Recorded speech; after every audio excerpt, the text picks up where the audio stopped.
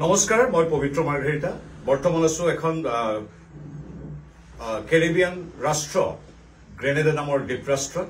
অতি গুৰুত্বপূৰ্ণ আৰু শক্তিশালী গণতান্ত্ৰিক দেশ গ্ৰেনেডা দুদিনীয়া চৰকাৰী কাৰ্যসূচীলৈ আহিছো কেৰিবিয়ান দ্বীপপুঞ্জলৈ কিছু সময়ৰ আগতে আমেৰিকাৰ যুক্তৰাষ্ট্ৰৰ পৰা গ্ৰেনেডাত নামি মোবাইলটো খুলি দেখিলো অতি ভাল খবৰ যেটো ভাল খবৰ প্ৰতিগৰাকী অসমীয়াই উদযাপন কৰিছে যে অসমীয়া ভাষা ভাৰতৰ অন্যতম ধ্ৰুপদী ভাষাৰূপে মোদী চৰকাৰে স্বীকৃতি দিছে গতিকে প্ৰথমেই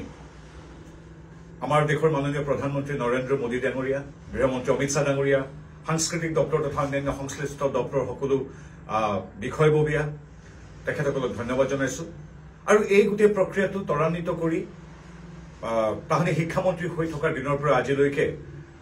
নিৰৱচ্ছিন্নভাৱে এই কামত লাগি থকা অসমৰ মাননীয় মুখ্যমন্ত্ৰী ডক্টৰ হিমন্ত বিশ্ব শৰ্মাকো এগৰাকী কৃতজ্ঞ অসমীয়া ৰূপে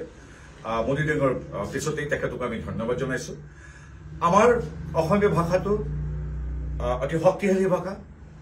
নজহা নপমা এক সুৱদী ভাষা এটা ধ্ৰুপদী ভাষাৰ যিখিনি গুণ থাকিব লাগে প্ৰতিটো গুণেই হাজাৰ বছৰ ধৰি বিদ্যমান এই ভাষাৰ স্বীকৃতিৰ বাবে সকলো গুণ আমাৰ আছে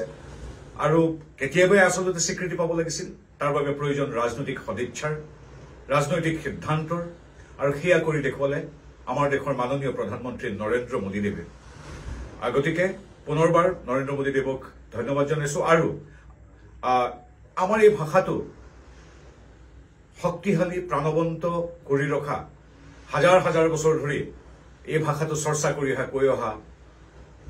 অসমীয়াৰ লগতে অসমবাসী ৰাইজ যে ভাষাটো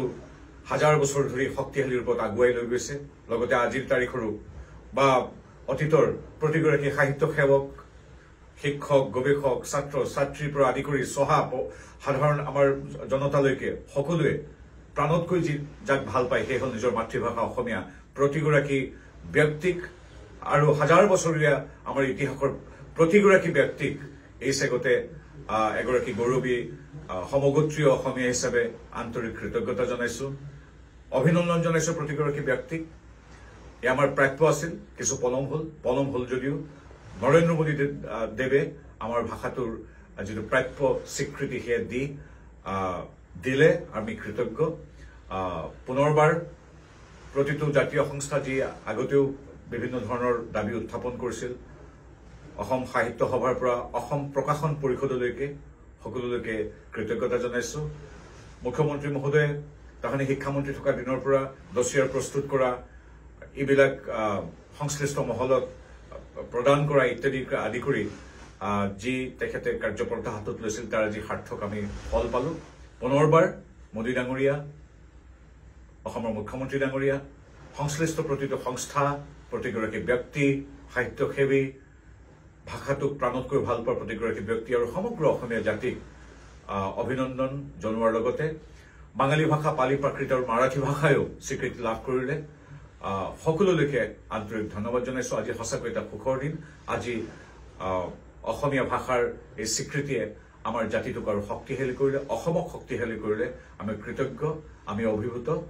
সকলোকে পুনৰ ধন্যবাদ মোদী ডাঙৰীয়াক পুনৰ ধন্যবাদ অসমৰ মুখ্যমন্ত্ৰী মহোদয়ক পুনৰ ধন্যবাদ জয় অসম বন্দে মাতৰম যিকোনো খবৰৰ বাবে যোগাযোগ কৰক 7099017330 অথবা 7099017390 নম্বৰত